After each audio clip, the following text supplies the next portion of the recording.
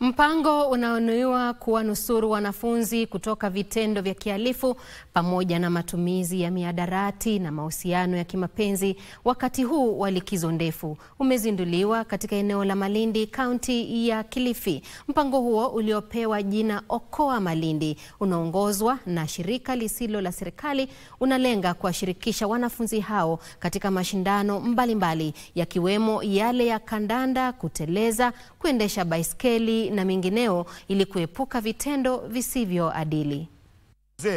Bila ya kumkuwa na tahadhari na kijana itakuwa ni lawama kesho kwa sisi wazazi.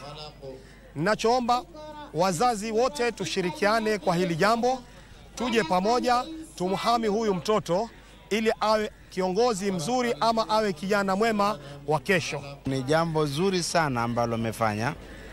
Kwa ajili huu wakati ni wakati wa watoto kusambaratika, kwenye kwenda katika maovu, kwenye kupoteza wakati, lakini badali ya madrasa pia wasoma zile time za ziada pia wewe na hamu ya kutoka kusoma kile kitabu cha Mwenyezi Mungu. Tumefanya hili kwa lengo kwamba Kilifi County idadi ya mwaka jana kwamba 45% watoto wametiwa mimba mazo mapema hakuweza kurudi shule, na sisi tuomba kushirikiana na county government pamoja na serikali kubwa kwamba tuweze kufanya hata kama tukifika 0%, tukifika hata kama ni 5%, ili vijana wetu kina mama warudi shule.